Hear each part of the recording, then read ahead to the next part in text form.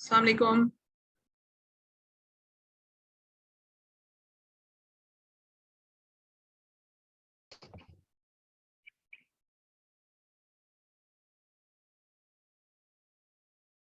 अर्शद साहब जी, डॉक्टर अर्शद अस्सलाम वालेकुम। जी, वालेकुम सलाम। क्या हाल है आपके? जी अल्हम्दुलिल्लाह, आप सुनाइए, खैरियत से हैं? बस ठीक, बहुत टाइम बाद मुलाकात हो रही है। But looking forward to hearing जी फ्रॉम यू। बिल्कुल। आपका कोई प्रेजेंटेशन है वीडियो के अलावा? जी बिल्कुल बिल्कुल। वीडियो क्लिप भी है और एक कुछ स्लाइड्स भी है मेरे पास। अच्छा, इसमें जो है वीडियो क्लिप भी मैं चाहूँगा मैं खुद ही इसको रन करूँ और जो स्लाइड शो है वो भी। अच्छा, वीडियो क्लिप तो हमने वो जो शहाना ने भेजी थी, हमने चेक कर रही है, रन कर रही थी ना हमारे एंड से, तो आई थिंक पॉसिबल है हाँ और वीडियो फिर क्लिप। स्लाइड शेयर हाँ, स्लाइड शेयर करके आप चेक कर लें हो रही है नहीं हो रही। राइट, और वीडियो क्लिप भी मैं जस्ट लेट मी ट्राई, अगर वीडियो भी हो जाता है तो मैं उसको मैं खुद अपने एंड पे ट्राई कर लूँ, तो मुझे उसमें कुछ चीज़ें मैंने थोड़ा सा मॉडिफाई की हैं। Okay Shut it on? हाँ हाँ जी। In finding enough fresh water for drinking and irrigation. Situation in Pakistan is not different than rest of the world. It is also moving fast towards a water-scarce country. There was barely any rain in the last few years around Jamshoro area. Right. आप and देख in सकते हैं मेरी nearby screen? areas like Thar, where जी, children आपकी are screen देख dying सकते हैं, वीडियो नहीं नजर आ रही। अच्छा, We at Arproma decided to challenge the status by taking the lead in preserving the might of rivers. ठीक है, चलिए आप रन कर लीजिएगा फिर इसको। Arproma Jamshoro plan. ठीक है। Right. और अभी जो है स्क्रीन पे ट्राई कर लो अपनी जो जी, वो वो है हमने कर लिया था, प्रेजेंटेशन। आपने ज्वाइन करा इससे पहले, आपकी वो बस प्रेजेंटेशन दिखा दे। जी बिल्कुल। Hello everyone. So I know that we said that we would start at 4, but we're just gonna give, and we have all our panelists except for Sana, who we're waiting on to join from Hisar Foundation. So I think we're just gonna give maybe like the next 5 minutes, and then we're gonna start. Thank you. Right. Can I share my screen? Sure, Dr. Arshad. Right.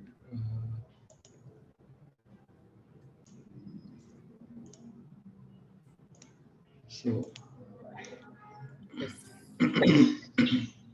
so We can see it. Yeah, we can see it. Yep. Okay, perfect. Right. Thank you. I just unshare now. Yep.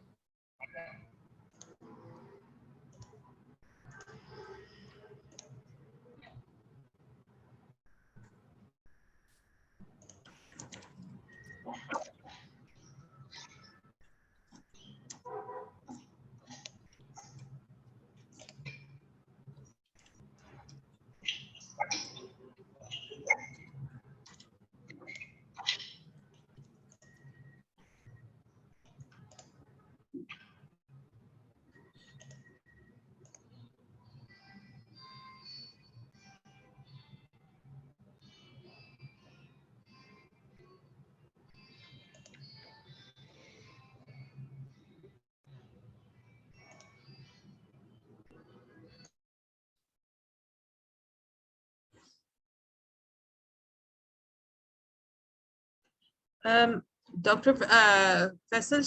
Dr. Faisal, if you could just, if you have any slides to share, if you could just try your slides out.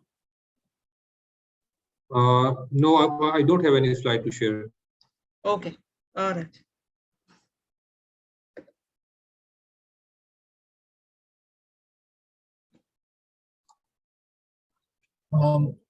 Hello everyone. We now have our full cohort of panelists with us, and I think we are ready to go. Um, my name is Anas Mifta. I work as the Program Manager, Environment and Climate Change at the Center for Excellence in Responsible Business. A key area that we're looking at going forward is water in terms of risk, in terms both of an operational and transition risk when it comes to businesses. Um, we thank our practitioners that we have together with us from Yunus Textile, Coca-Cola, and Archroma. We also have two knowledge experts, Maheen Malik and Maheen Malik from the Lion for Water Stewardship, and Sana Baksa Musa from the Hisar Foundation. The World Water Day is held on the 22nd of March every year and focuses on raising awareness about 2.2 billion people that live without access to safe water.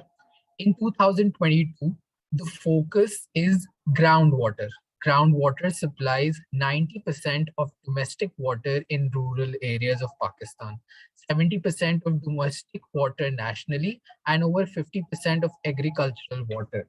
It plays a pivotal role in mitigating the impacts of increasingly variable canal water supply and rainfall.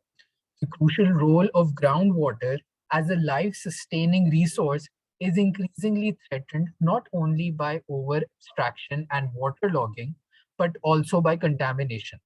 Only 20% of the population has access to safe drinking water, the remainder relying on water contaminated by increasing salinity, improper disposal of untreated wastewater, agricultural runoff with pesticides and fertilizer residue, and geogenic contaminants.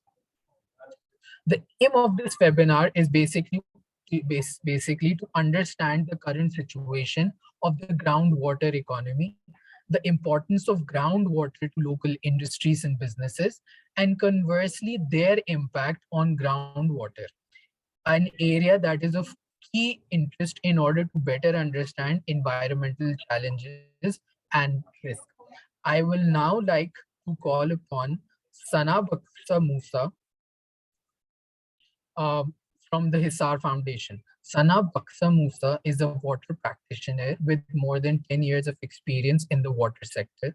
She graduated with an MSc in Sustainable Development from the Center for Development, Environment and Policy, SOAS, University of London.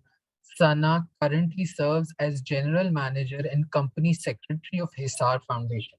She has been working with Hisar Foundation since 2009 in various roles and capacities as an integral member of the team. Over to you, Sana. Thank you, Anas. I'll just share my screen and then we can begin. Okay, thank you to SERB for collaborating with us to deliver this webinar on a very important topic, which is groundwater, how to make an invisible resource with an impact visible everywhere. I'm just going to be talking briefly about the status of water resources in Pakistan. Since we have a longish agenda and short time, I'm just going to get straight into it. So the first of all, I would like to talk a little bit about the global water situation. So Earth is actually called the blue planet because Earth is, covered with water. Most of the Earth is covered with water, but 97% of this water is actually in oceans, which means we only have about 3% fresh water. And even from this 3% fresh water, about 70% is locked up in the polar ice caps and glaciers. So, and about 29% is locked up in groundwater. So the only accessible fresh water, which is surface water, is only about 1%. Now, this gives a good kind of a holistic overview as to why there is a water crisis in the world. So just an infographic, if there's like 15 bottles of water, which is all the water on the earth, only about 3 bottles of water is fresh water on the earth. And from that fresh water, only 1 bottle is available actually for human consumption and accessible to humans. Another issue is that access to water is different in different regions of the world. So for instance, Asia has about 60% of the population of the world, but only 33% of the water resources of the world. Comparatively, North America has 5% only 5% of the whole population of the world, but 29% of water resources of the world. Global water stress levels, Pakistan is one of the 20 most water stressed countries in the world.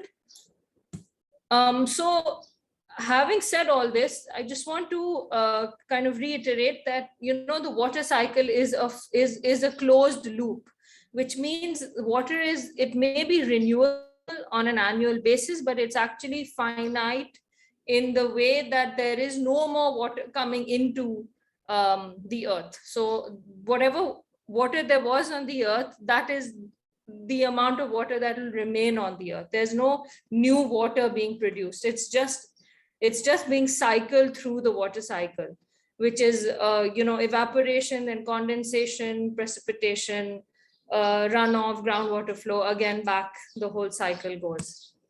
So SDG 6 is central to achieving all the SDGs, and we are in the, at least till 2030, we're talking about the Sustainable Development Goals. And SDG 6 says ensure availability and sustainable management of water for all.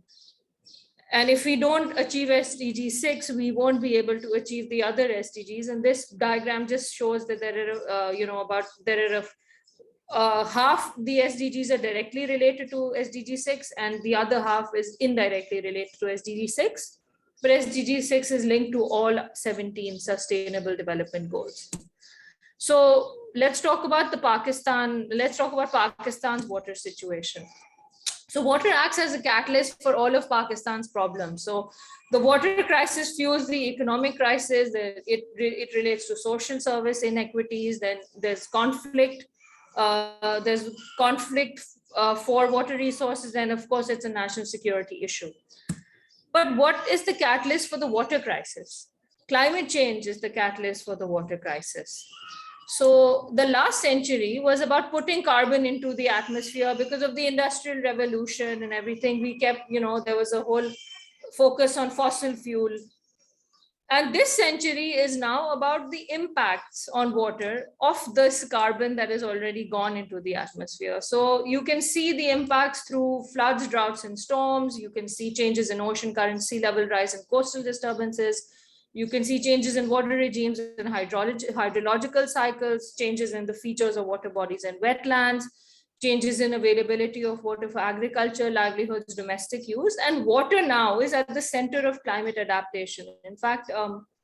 Adil Najam from Boston University, he very aptly puts it that the climate story is actually a water story, since water is at the center of climate adaptation strategies. So let's get to Pakistan's water challenges.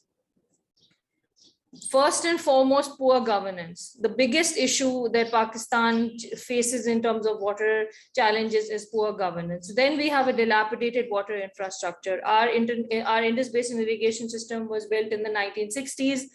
Although it's valued at about 300 billion or million US dollars, it's not being maintained or repaired.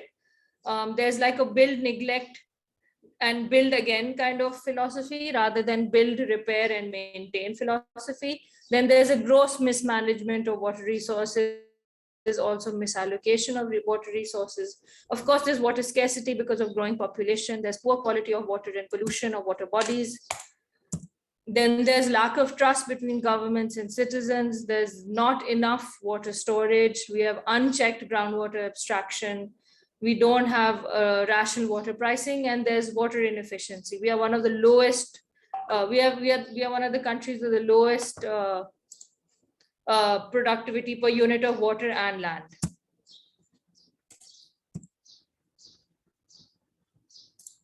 So now we have an increasing population, which naturally causes decreasing water per capita, because like I explained, the supply remains the same, but if you keep adding more and more people, naturally, if the quantum of water remains the same, your quantity per capita is naturally going to decrease. So Pakistan is moving from a water stress to a water scarce, which means we'll have about less than 1,000 cubic meters of water per capita per year.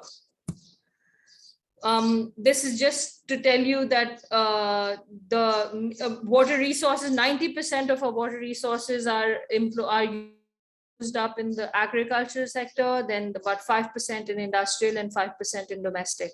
And just to reiterate that we have one of the lowest, considering that 90% of our water resources is used up in agriculture, we still have one of the lowest productivity per unit of water. We only have 0.13 kilograms per meter cube per unit of water.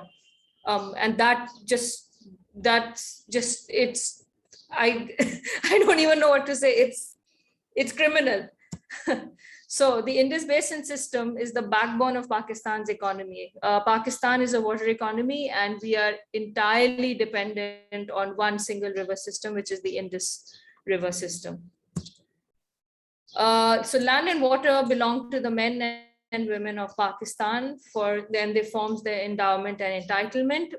Pakistan has the largest contiguous irrigation system in the world, and we have about 193 billion cubic meters of surface water annual renewable, which is diverted into the irrigation system on average each year, but 2/3 of it is lost in transmission.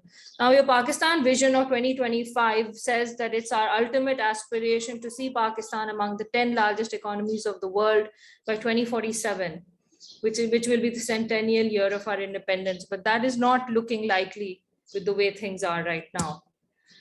Indus Basin irrigation system is the world's largest contiguous irrigation system. It has 3 multi-purpose storage reservoirs. Then it has 19 barrages, 12 inter-river link canals, 45 major irrigation canal command areas, about 12,000 kilometers long water courses, and irrigates 18 million hectares of land in Pakistan. Indus Waters Treaty was signed in 1960, which led to the expansion of the Indus Basin irrigation system, which also led to Green Revolution. Then in 1980 and 1990s, there was an opposition to new dams, which was Kalabagh mostly. And then 1991, there was a water accord, which basically formed the legal framework for sharing of surface water between provinces.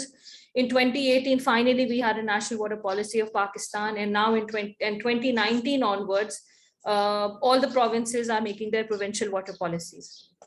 And on the right, on the extreme right, you can see the schematic diagram of the Indus Basin irrigation system.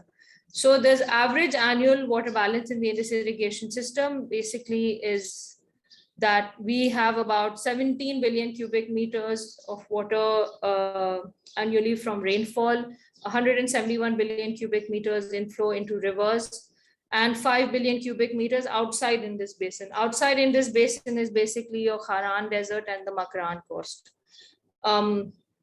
And we have abstractions of groundwater, which is about 50 billion cubic meters. So altogether, we have 193 billion cubic meters coming from precipitation and inflow into rivers, and 50 billion cubic meters, which go straight to the farm gate of groundwater.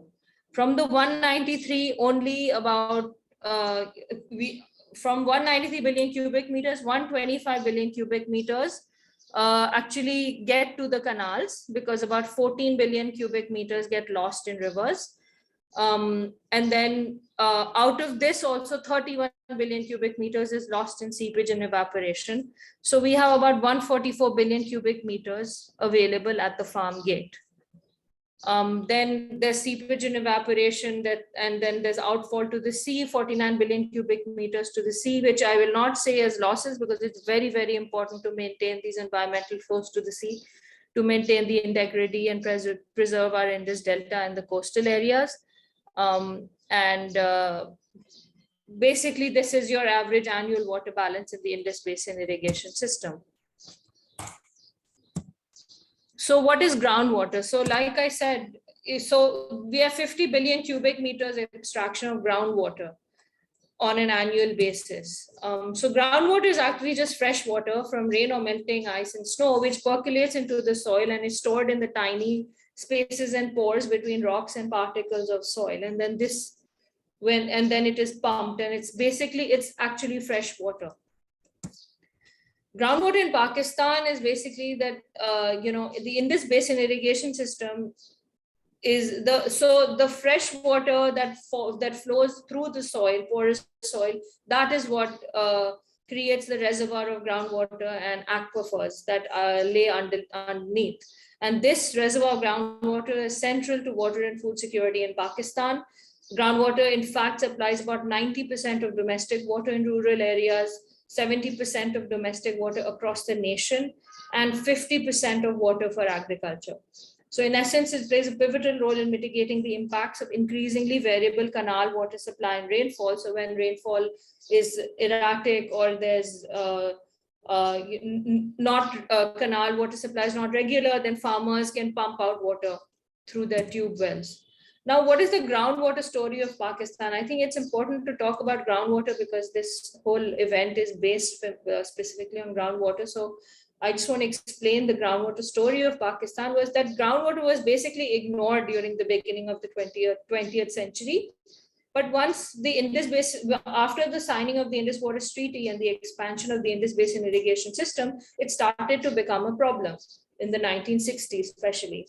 Why? Because leakages from canals led to seepage in the underlying aquifer, and this led to a rise in the water table.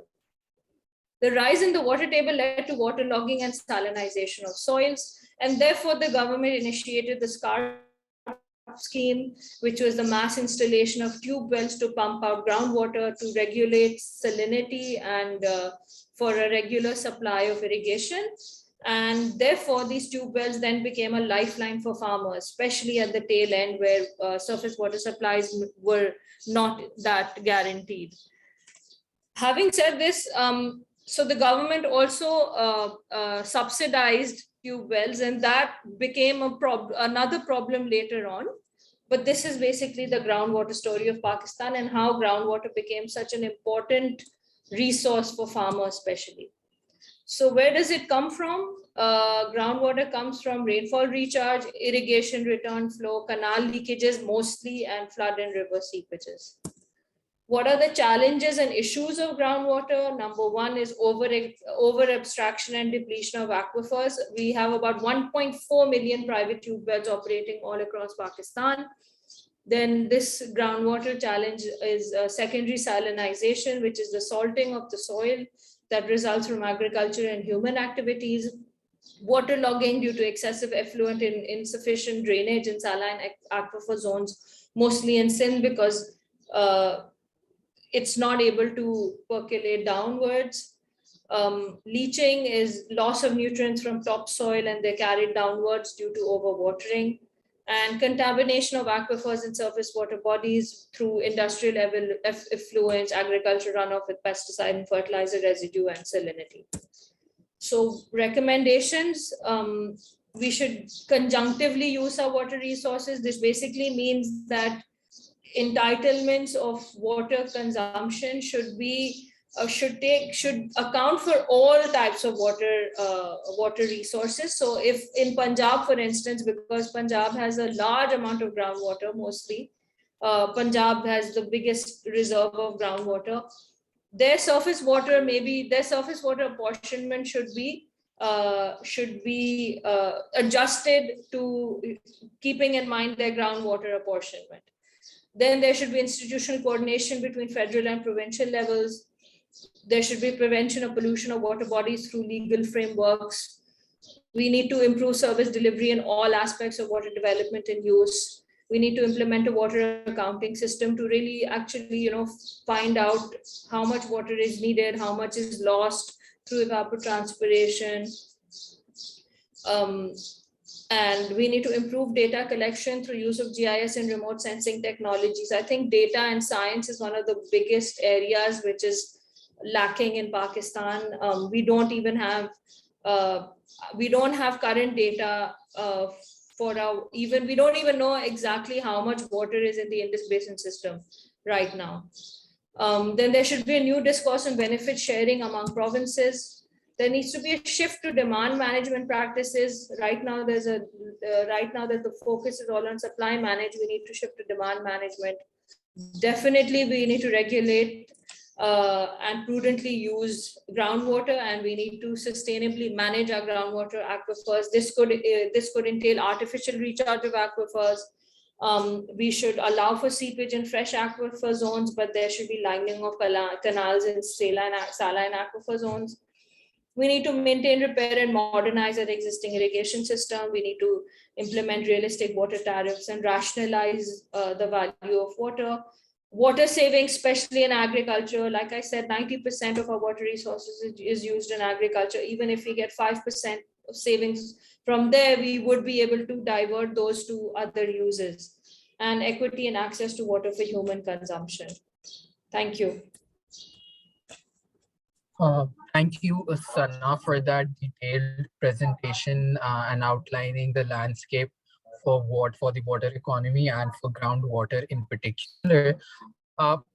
Just a question from your presentation. You mentioned that in 2018, Pakistan developed a national water policy, and now it's been diverged to provincial water policies.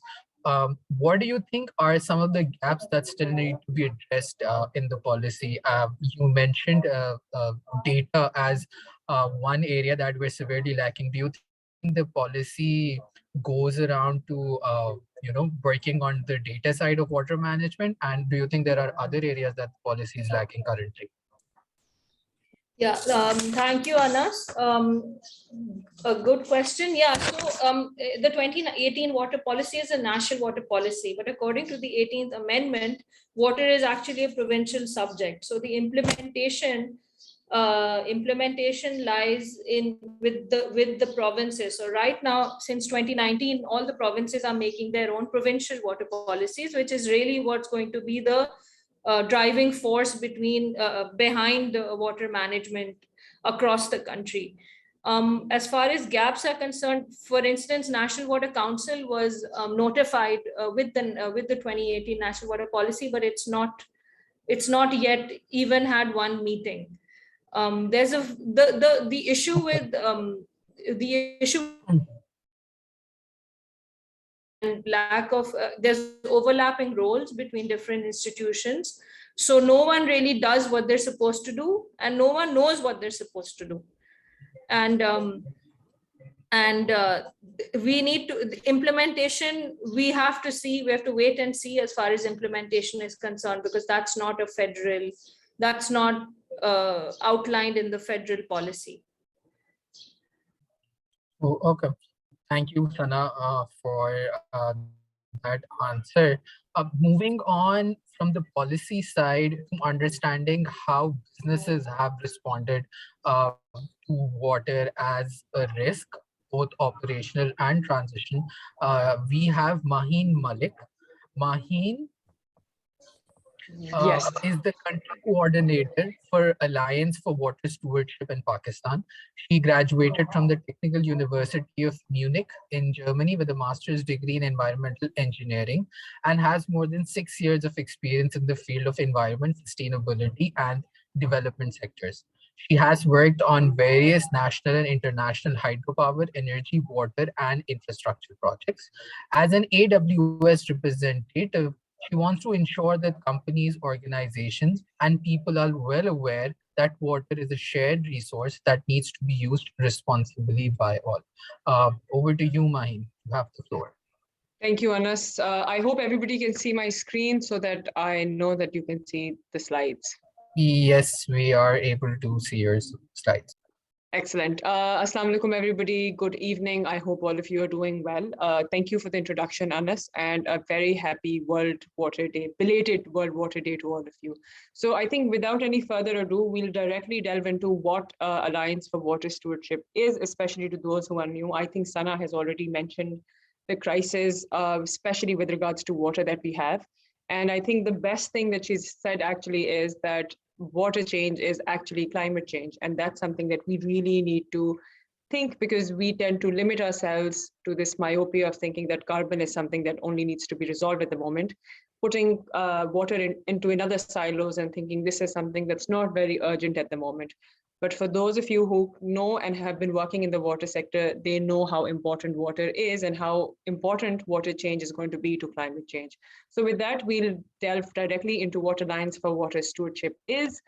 So thank you for the introduction, Anas. I don't think I need to kind of go in and explain who I am. Just very quickly, I am Maheen Malik, and I work for Alliance for Water Stewardship. I've been in this position for the past 3 years. I'm the Pakistan coordinator, and I technically liaison between the international AWS office as well as the local, which is the Pakistan system.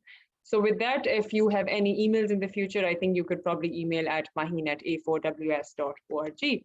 So without any further ado, we will directly delve into how water can actually pose as a business risk.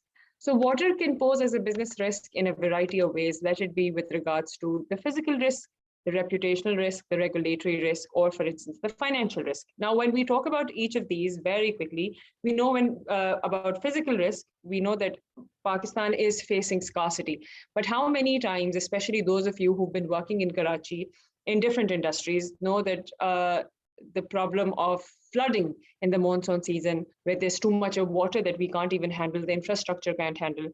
They know how much that problem actually causes them and how much that is going to affect any organization's operations and all of that. So with that, it's not just that water is a problem with regards to its physicality when it's too less, but it's also a problem when it's too much. Similarly, water also poses as a reputational risk because you have consumers that any brand or any organization or any MNC or SME has to answer to. They have investors as well who they need to answer to, and there are government perceptions.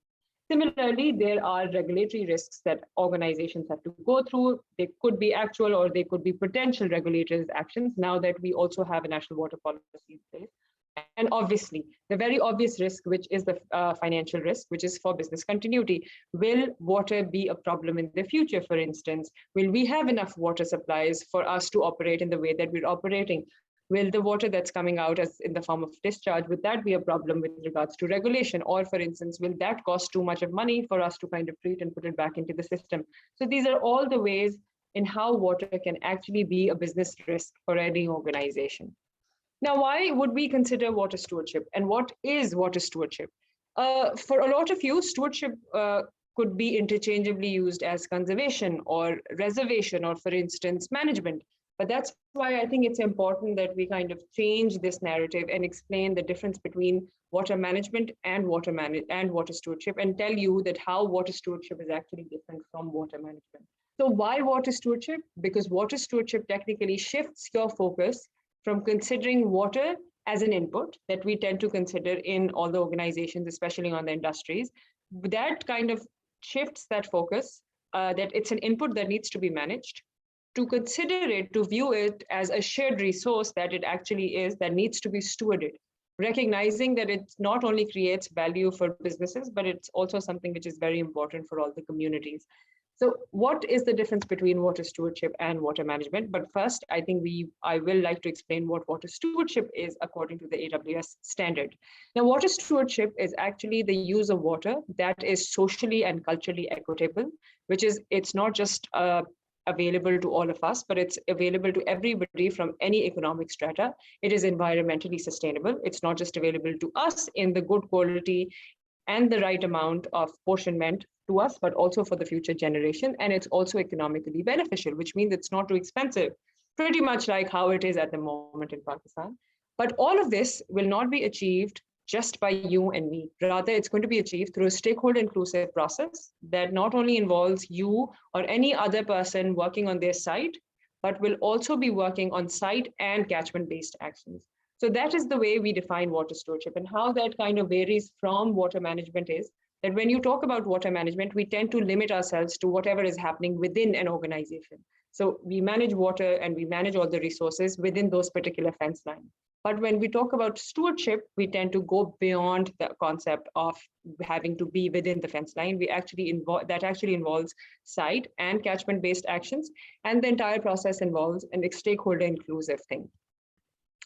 So that kind of takes us to when we consider about the site and the catchment scale. Why the site is something that's very clear, because most of you who work in industries or factories would know that the site that they consider is within the fence line, the entire boundary of where your organization is, where the jurisdiction lies of your organization. But when we talk about the catchment scale, it's the area which kind of will affect your organization, and your organization will also affect that particular area when you're operating. So which means that you will be considering not just surface water bodies such as rivers and lakes where you're using water from, but you will also be considering your groundwater aquifers. And that is the holistic point of view that the AWS standard tells you to use. And that's why it kind of tells you to know what a site means and what a catchment scale means. We can go into much more detail explaining how and how big a catchment could be and what the scale is going to be. But for that, I think we will need a lot more time. So I'm just going to briefly skim through it. So for any of the organization who would want to eventually work with AWS would not just be considering interventions and actions on their side, but they will also be going outside of their fence line. And that's what the catchment scale is for.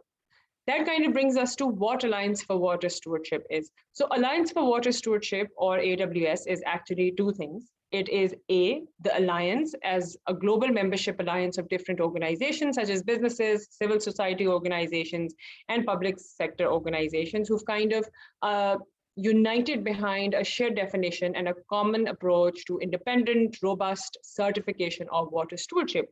What they've done is that they've collaboratively come together and developed the AWS standard, which is again an international standard for water stewardship.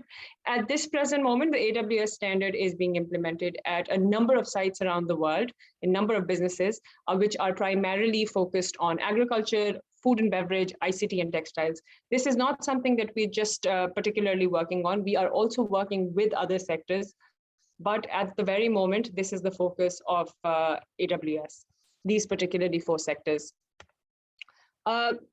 Since membership is such an important part of the organization, since we are a multi-stakeholder membership alliance, the members itself are very important and they actually form the backbone of the organization. They are important because they form the board as well as the technical committee. And the members are the ones who actually choose the direction of what AWS will be talking about, what we will be discussing. And it kind of gives these members opportunities of what needs to be considered in the futures. Therefore, if any of your organizations or if any of you who work for different organizations are interested to know about membership, please go and check our website out. We have a very comprehensive website and you'll get more information about AWS as well as who are members of our organization. At the present moment, we have more than 150 organizations who are hailing from different businesses, from civil society organizations, NGOs, other voluntary sustainability standards, as well as government organizations who are a part of AWS. Now, the AWS standard, how it looks very briefly at the moment, we're just going to show you standard and the outcomes, but we will not be going into a lot more detail of telling because the standard itself is a 30-page document, which you can go and easily download from our website. But the standard actually tells you to understand and look water in a much more holistic way. So it starts off by telling you that you need to gather and understand data with regards to water.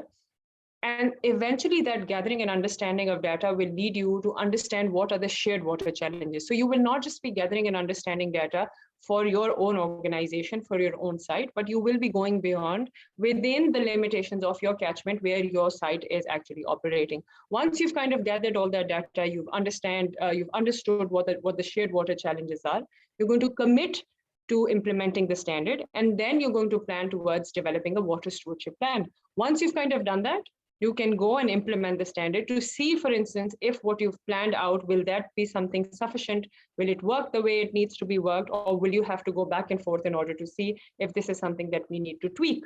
Eventually, once the implementation takes place, you will go and evaluate your performance against the set plans. And then you could, by parallel, communicate and disclose about what you've done, all the water stewardship efforts that you've done, or you could do it at the end and you can communicate and disclose eventually. All of the work that you do in AWS is actually focused towards the 5 outcomes, which means wherever you implement the standard in the world, whichever sector you implement the standard in, you or your organization or any other organization, as a matter of fact, will be working towards those 5 outcomes, which is good water governance, sustainable water balance, good water quality status, important water-related areas, and safe water, sanitation, and hygiene for all, which means that the standard tells you to look at water in a very holistic manner. So with that, the vision of the organization is to actually have a water secure world that enables people, culture, businesses, and nature to kind of prosper and flourish now, and not just now, but also in the future. And that is through the mission that is we ignite and we nurture global and local leadership, incredible water stewardship. With that, it's very important to tell everybody that water stewardship is not something that you do at once, that once you attain the standard, the certification, and your job is done. Rather, water stewardship is a journey, and it's something that is based on continuous improvement, which means that even though you can get your certification, it is something of an ongoing process, and it's not something that you just do it once and it's a done event. Because every business by the end of the day is at a different stage of their water stewardship journey. And every business has a different capacity when it comes to skills, experience, and priorities related to water. So it's very important to know and understand that the entire concept and the approach of water stewardship and AWS has been built on the idea of continuous improvement. While we talk about, why should you be implementing a standard? Why does a site need to take yet another standard while there are others which are also in place? When we talk about benefits, there are a number of benefits that are not just going to be in operations, because that's something I think most of you who are working on different sites would understand, that what would happen once we implement such a standard. Obviously, it'll be reducing your operating cost, which is very important. It'll be increasing your efficiency, reducing your municipal supply and waste disposal, having a more secure and a more dependable water supply, reducing your operational risks, and obviously improving internal communication. Similarly, there are also going to be benefits in your supply chain and in your brands and innovation. With regards to supply chain, obviously you want to reduce the risk of supply chain disruptions. You want to have a smooth scaling supply chain. You want to increase your efficiency by working with suppliers so that you can better manage your water. And with reference to brand and innovation, you'd like to reduce the risk to your brand, create the opportunities to develop innovative brands and products, and increase brand recognition for being someone who's responsible water user at a local, at a national, and an international level. So there are going to be private benefits as well as there are going to be public benefits, because all of you will be together looking at shared outcomes, which means increased capacity, having a sustainable vision, and having a collective vision. AWS has been working in Pakistan for the past couple of years. So there has been some amount of momentum that's been built in the past years. So we've had, at the moment, we've had a huge amount of momentum, especially based in the textile sector, which is great. So we have a lot of organizations such as US Denim, US Apparel, Surti, who've kind of gotten themselves certified. So we have around 4 sites in the world, the first 4 sites in the world who actually came with regards to the textile sector are all in Pakistan. And 2 of them are in Karachi and 2 of them are in Lahore. And you'll understand that from both their examples, you'll understand that their context with regards to water is very different, because Lahore tends to have more groundwater supply, while Karachi usually is based on more, their supply is mainly based on more that's coming from surface water. So the contextual kind of varies a lot. So that means that you have more examples to kind of see how will we go and implement the standard in different contexts. Similarly, there have been other food and beverage organizations who have also been using the standard. At the moment, we have all the sites of Nestle who are certified. They're in different parts of the country. All of them are certified. So which means that around about we have 8 sites in Pakistan that are certified. All this information that I'm saying is present on our website. All their certification audit reports are also present on our website because of the fact that we believe in transparency and we want others to know what kind of work and practices are all of these organizations doing. And with that, we also have increased commitments, especially in the textile sector, from local suppliers under the project, which has been funded by the EU and is being undertaken by WWF Pakistan, which is known as the WWF ILES project, or international, which is basically the ILES project is International Labor and Environmental Standard Application in Pakistan, SMEs in the textile and leather sector. You can find a lot of these examples, and if you want, you could go and read about the journey of US Group, who has implemented the standard and were the first ones to get the AWS certification within the textile sector in the world. You can go and read about their journey in TechStalk article, which was published back in March 2021. if you would want to know more about it. For all the resources, we have a lot more resources which are present on our website. You can go and check them out. We, as AWS, we do not act as consultants. Rather, we offer resources to sites and their consultants. So we have the AWS standard, which is absolutely free of cost for all of you to download. We also provide training in the standard in a very frequent level. You can go and check out our website to see what dates suit you. We offer you the professional credentialing program, and we also offer the AWS Tools Hub, which is free of cost for any member organization of AWS. For the rest, you can actually go and access it, but there has to be a certain fee attached to it. But there is a lot of free resource which is also present on our website if you want to know more about different cases of how AWS has been implemented in Pakistan, in India, in Peru, and in different parts of the world, and obviously different sectors. So if any of you is interested, I would suggest to be a part of the training program. If you're an organization who is using water or would want to work better in the direction of water, please consider joining as AWS members. You could also discuss and contact AWS for more information on membership. You can go and check out the website. And if you would like, you could also sign up for the international newsletter. You make sure, because social media, this is the age of social media, I would also highly suggest to go and check out our Twitter and LinkedIn social media handles, because that's something that we're most active on as well. So with that, if there are any questions at the moment.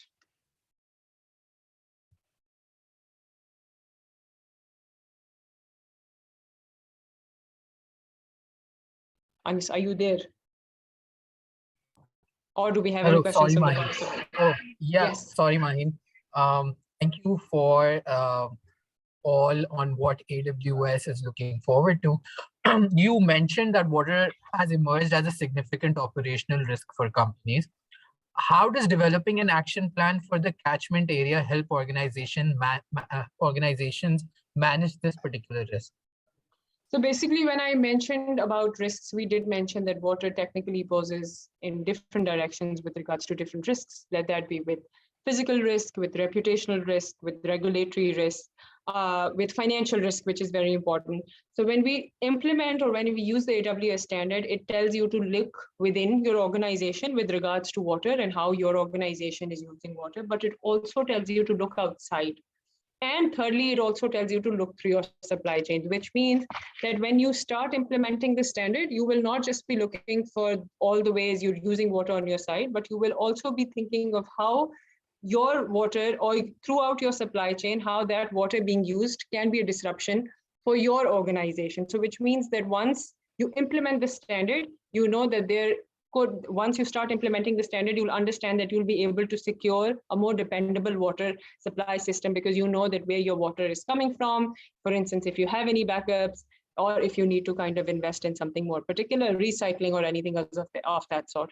For instance, when you also think of water in that particular direction, you would also be knowing that this, considering in your contextual area, if this is going to cause you a regulatory risk or a reputational risk, you are also going to think of it and improve your situation with regards to water, therefore eventually leading up to avoiding that cost of compensation that comes as a financial risk for any organization, or making sure that that particular thing does not affect any organization in a reputational point of view. And obviously you will want to improve your productivity, because that is a directly proportional to the idea of having those financial savings. So all of this is considered when your organization or any organization is working with the AWS standard, because it kind of thinks through the entire process and gives you and tells you to look at water in a much more holistic manner than just to think about water as something that you're using in your organization and you're discharging as a part of your operations in an organization, but rather from a point of view that you are also one of the users who are sharing that particular resource. Thank you, Maheen, for answering my question. And just to reiterate the importance of linking water to your operational regulatory and transition risks moving forward. And this might become more significant as climate change poses a more serious threat. Moving on, we're now going to give the floor to our practitioners. I'm going to introduce our first practitioner, which will be ARC Roma. From ARC Roma, we have Dr. Arshad Mahmood. Dr. Arshad Mahmood is a PhD in textile chemistry from the University of Manchester. He has been working at Archroma for the past 10 years and currently leads as head of business development, new markets and product stewardship. He is an expert in sustainable practices within the textile industry, specializing in water management and resource utilization. Thank you, Dr. Arshad, for being with us. As requested by him, I am going to play a short video that Archroma has provided us. So everyone stay tuned for this. I'm just going to play it right now.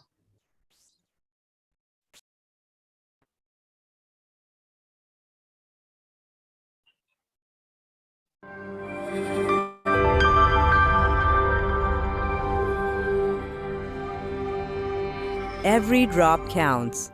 Sustainable effluent treatment designed toward zero liquid discharge. Archroma is a global color and specialty chemicals company committed to innovation, world-class quality standards, high service levels, cost efficiency, and sustainability. Archroma was established 3 years ago. However, we have strong heritage of over 100 years with Sandoz, Host, and textile business of BASF. Being a responsible player in our markets is part of our DNA, and that is true of every site we run in the world. The extraordinary project we will present to you today actually comes from Jamshoro site, Pakistan. This is one of the largest sites in our Archroma world with 53 years old history. Jamshoro plant is spread at 100 acres of land, of which 40% is open green land, and it is also a source of generating oxygen to the air too. With 50,000 tons annual capacity, this plant handles multifunctional chemistry products, dyes, chemicals, emulsion and pigments. It serves globally. This plant has in-house eco-friendly power generation of 2 megawatts.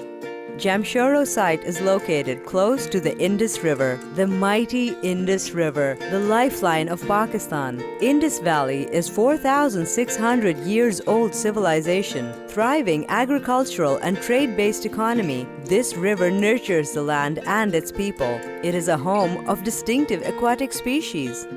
However, Pakistan is moving very fast towards being a water-scarce country. There was barely any rain in the last few years around Jamshoro area and in nearby areas like Thar, where children are dying because of drought. We in Archroma decided to challenge the status by taking the lead in preserving the might of the River Indus and our future. The management decided to take action. First, we built a filter plant for the supply of clean drinking water to nearby villages to save lives. Then creating zero discharge facility was a dream, which started with the pilot plant and within a year converted into reality with the first sustainable effluent treatment plant with zero liquid discharge, which is unique in the world of textile dyes and chemicals manufacturing. The facility works on 3-step principles: primary treatment, secondary treatment, tertiary treatment. The sustainable effluent treatment facility sets a new standard by 80% water recovery and nothing to waste. Hence, saving millions of liters of fresh water for more than 17,000 people every day. This great achievement is also accoladed by Global Water Intelligence by awarding prestigious Corporate Water Stewardship Award 2014 in a Global Water Summit held in Paris. We at Archroma continuously challenge the status quo in the deep belief that we can make our industry sustainable. Moving forward, Archroma collaborates with Alliance for Water Stewardship to focus on the management of freshwater resources through a stakeholder-inclusive process that involves catchment-based actions. Working on AWS standards enforced our involvement with stakeholders in helping them for sustainable water management, because for Archroma, every drop counts. We touch and color people's lives every day, everywhere. Right. Thank you so much, Anas, for the introduction and also for sharing the our video clip. Just let me share a few slides just to further focus on this example, the achievement Yes, we have Dr. seen here. Arshit, please go ahead and share your slides. Right. First of all, thank you so much for providing us this opportunity to share our achievement to save such a precious resources. Just let me know when to see my presentation. Yes, yes, we can see your slides. Right. Thank you. Just a brief introduction once again, because it was a quick in the clip. Basically, Archroma is a dyes and chemical manufacturers. We are supplying dyes and chemical to the textile industry. Our headquarters is based in Switzerland, and we are running in like 25 countries, a production size at 25 countries. And Pakistan, we have two big plants, one in Jamshoro and one in Alanti. The zero liquid discharge that been presented in the video clip, it was achieved at our plant in Jamshoro. So this is the process that already been shared in the video clip. Basically, it's a closed loop system where we started with the primary, secondary, and then a tertiary treatment here. More than 80% water we recycle in this process, and even not only the water, but also nothing goes out of the site.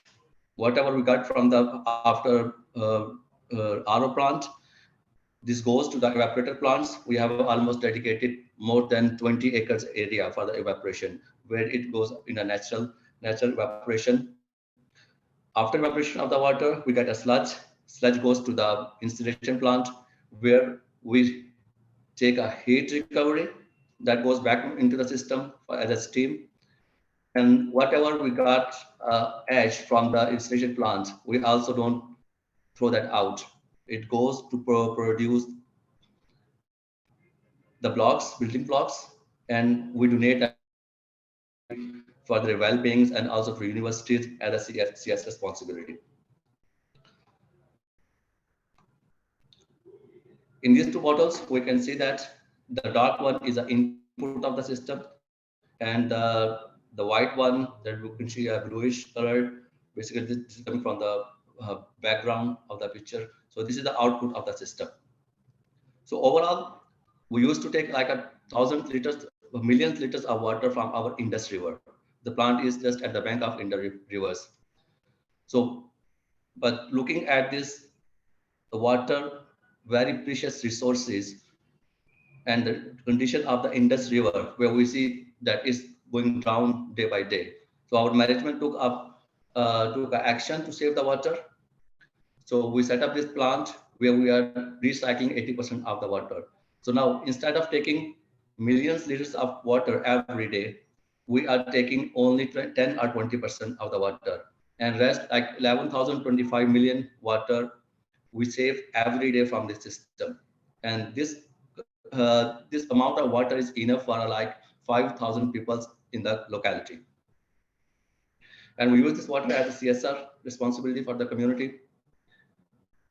If we talk about how this had an impact on the industry, like a textile industry,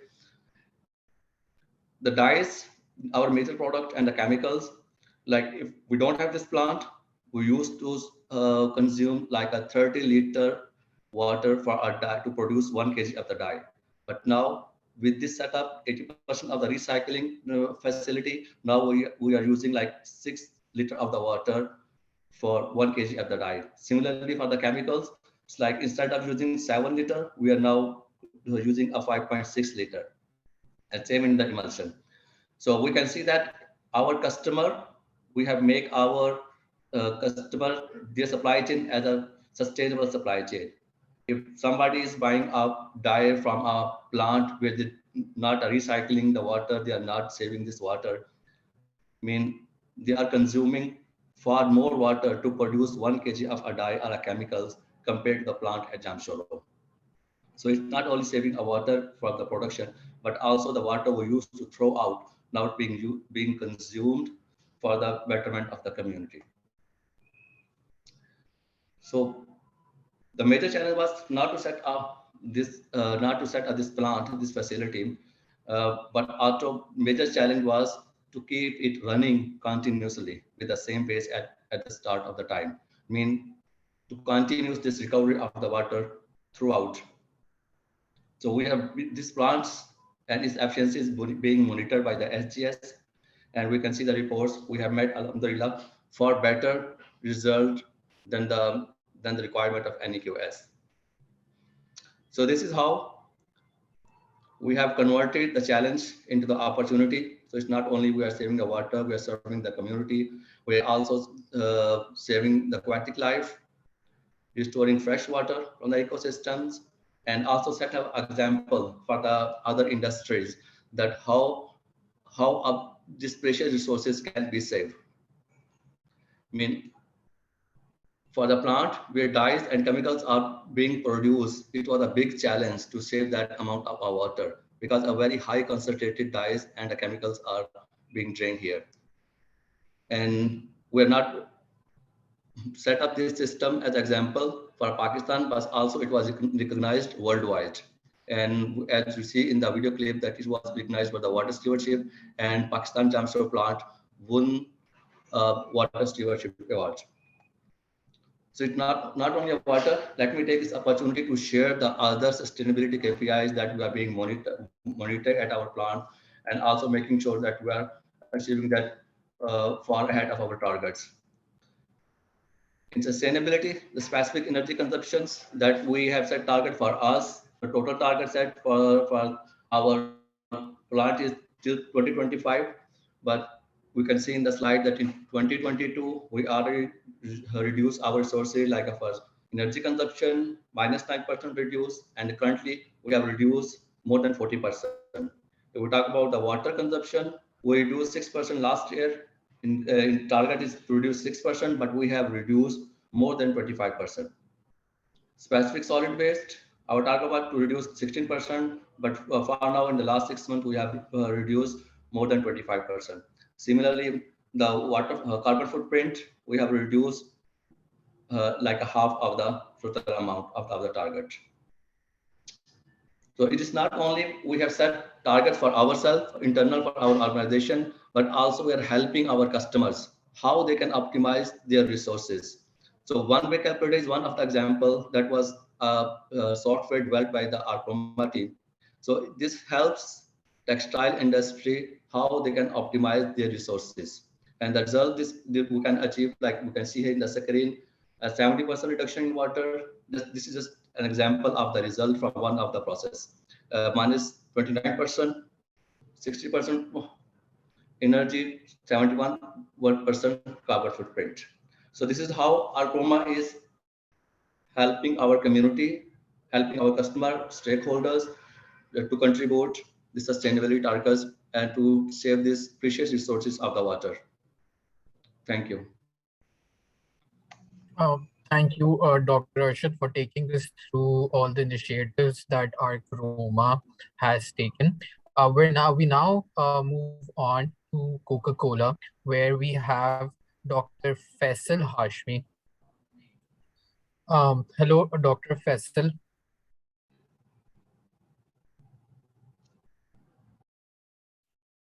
Hello. Okay.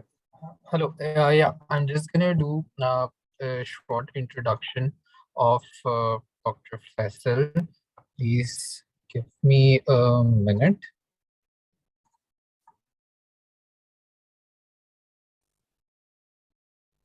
Dr. Faisal Hashmi is a public policy, advocacy, and human resource expert with over 21 years of successful careers with the Coca-Cola system.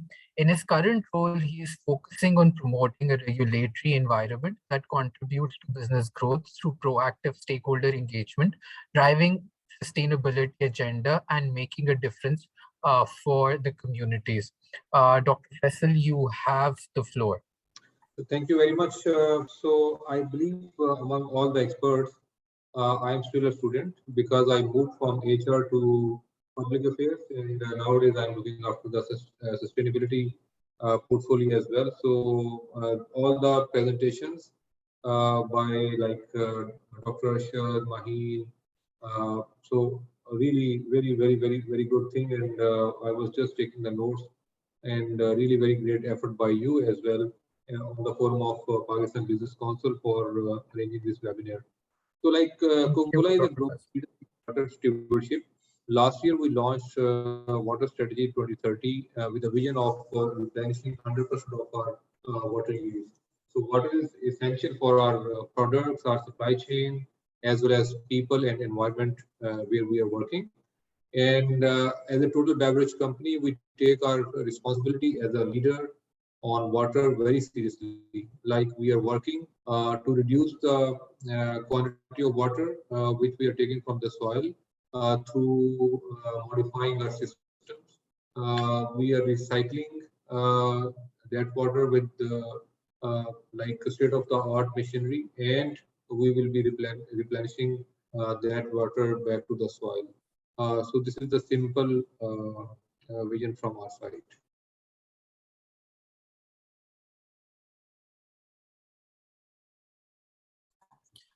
Thank you, Dr. Faisal, for the brief introduction of what Coke is doing when it comes to water replenishment. Their water replenishment program is well documented, and I think it's a very good case study for all organizations looking to see what they can do when it comes to water replenishment.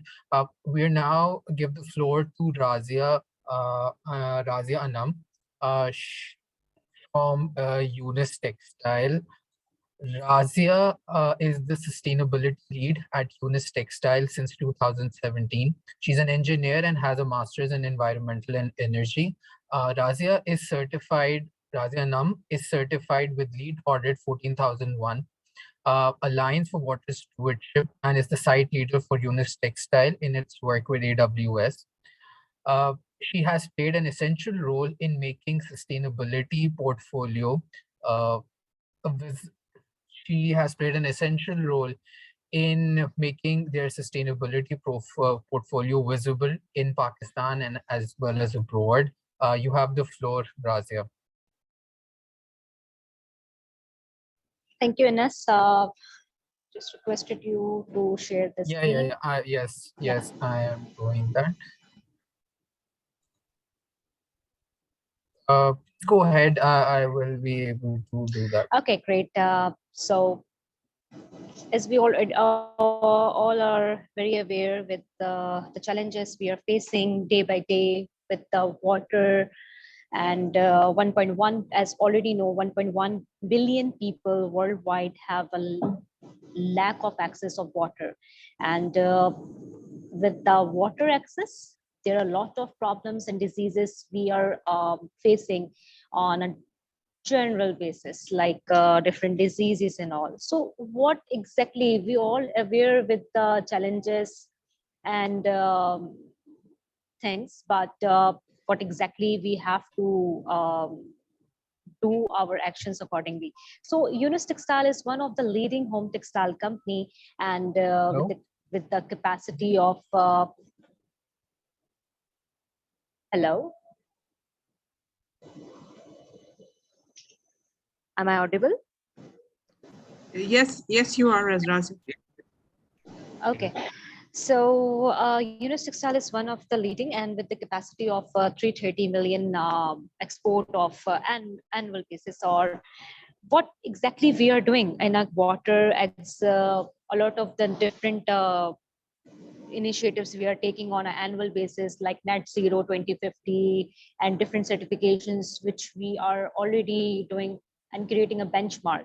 So each year we are improving our water trend consumption, and different projects we are implementing within the company.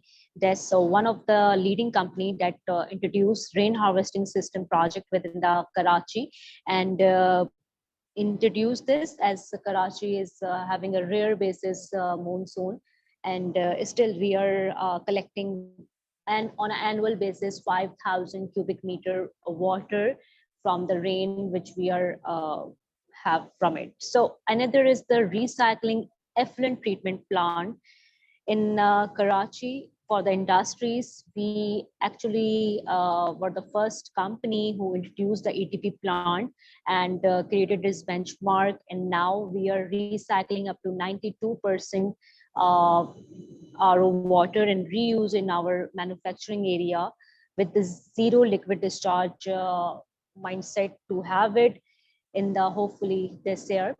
But still, as sustainability is not a word, is a dream. We are doing a lot for the cleaning. This water is using for the cleaning purpose and other usage.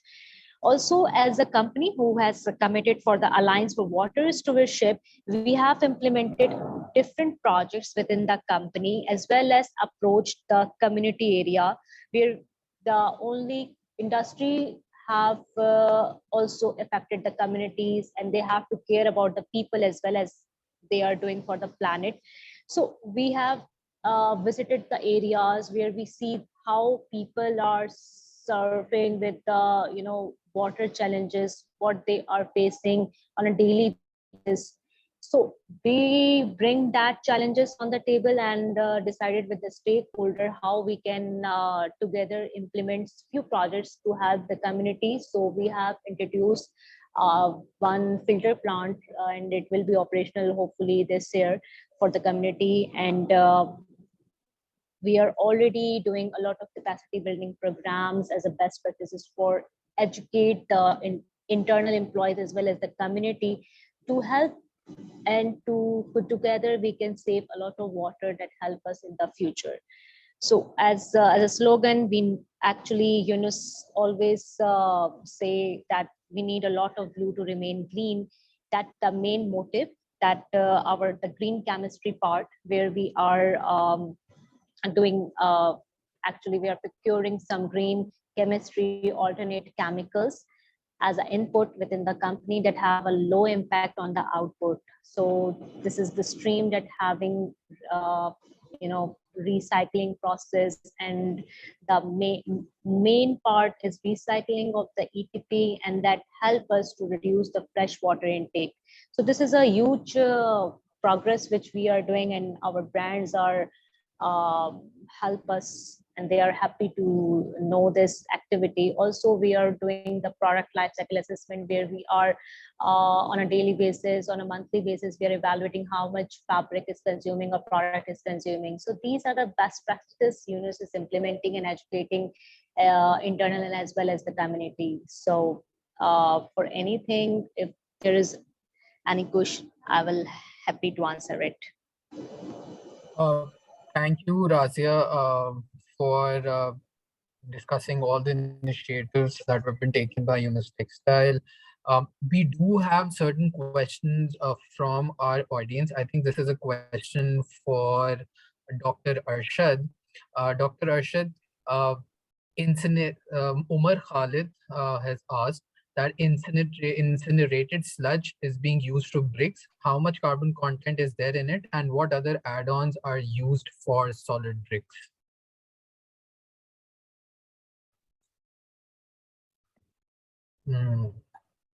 Hello, Dr. Arshad. Dr. Arshad doesn't seem to be available, or maybe he's on mute. We're not clear right now. Razia, there's a question for you. We're gonna go over to that question. This is from Taha Suleiman. He states, what significant measures has UNIS Textile taken for nearby important water-related areas under the AWS umbrella? So we are already, this is a good question. So we are doing, as a stakeholder, we have conducted the first stakeholder meeting within the UNIS and nearby areas of the companies that are the part of this stakeholder committee.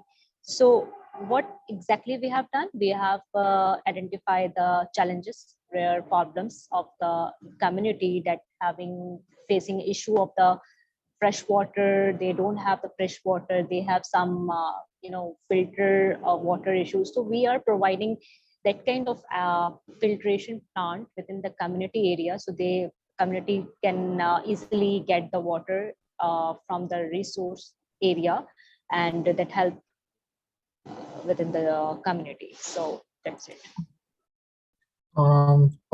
Thank you, Razia. I guess we'll be closing the Q&A session because we've had a lot of questions for Dr. Arshad, but he seems to be unavailable right now. I'm going to hand over the stage to Maheen first and then Sana for the closing remarks of this session. Over to you, Maheen. Thank you, Anas, and thank you to everybody who's actually made the time to listen to all this, as well as to everybody who's presented their ideas of what the private sector can possibly do to contribute with regards to water. Because something which is very important, that water is not something that's the government's mandate only, and it's not just that the NGOs will bring in the finances and therefore are the ones who are going to invest in the system.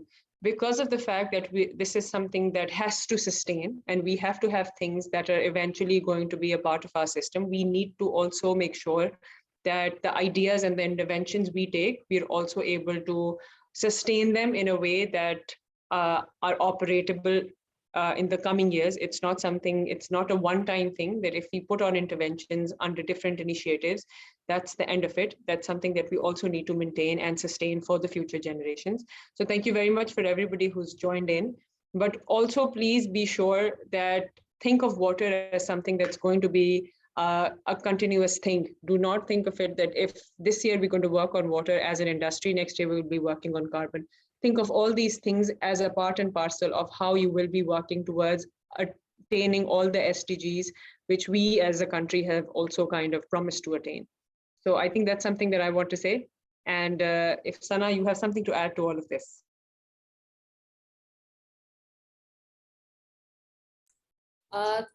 Yes, thank you, Maheen. Very interesting. I'm quite happy and inspired to hear what's what the corporate sector is doing, because I think that is really what's the need of the hour. The government has not really kind of delivered, and it is up to the citizens and especially the corporate sector now to help mitigate the issues. I was very fascinated to learn that I think our Croma is saving 5,000 cubic meters or 1,100 cubic meters, and I think Coke said 5,000 cubic meters.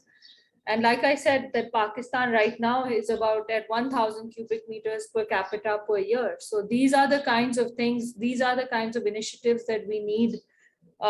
We need all, we need especially these kind of commitments and initiatives from the corporate sector. Water is going to become the core for, like it is at the core of all our issues, and it is also at the core of all our opportunities. I think water should be looked at as an opportunity, not just as a problem. And with AWS and such fascinating and amazing initiatives by the corporate sector, I think we have some good things to look forward to. Thank you, Maheen, and thank you, Sana, for those kind words, and for painting a picture where we're all collaborating on solving this water issue. Before wrapping up, we sent this small poll to all our participants where we basically wanted to see on a very personal level, how do you understand your water consumption? We asked a question as to how many ACs do individuals hold, or those individuals have installed in their homes, with 45% of them answering that they have more than 2 ACs installed at their houses. Only 6% of the participants said that they have no ACs installed in their houses. The second question that we asked them was, what happens to the water that is released by those ACs? 45%, which is a highly encouraging number, stated that they collect the water that is released from these ACs, while the rest, 55%, answered with it being wasted. We did a small exercise where we found out that an AC running for about 6 to 7 hours actually led to a collection of around 10 liters of water per day. And this is basically what we are trying to do is like paint a picture of how much water on an individual scale you can save, and you can use that water that you collect from those ACs can be used for other purposes in the house. And in itself, on a very personal level, you can take responsibility for water conservation. Like Sana mentioned, the water that we have is all the water that we have. There is no new water that is being made. Everything that can be saved should be saved. And on that note, thank you to all our panelists, and thank you to all the attendees who joined us for over an hour, over time, but thank you for your patience. And we look forward to having you for another of these webinars very soon. Again, thank you, Maheen, Sana, Razia, Dr. Arshad, Dr. Faisal, for your participation. Thank you. Thank you. Thank you Thank very you. much. Thank you. Bye-bye. Just a quick, Bye. just a quick picture with the participants, with the panelists. Yeah, sure. I apologize. I apologize for that.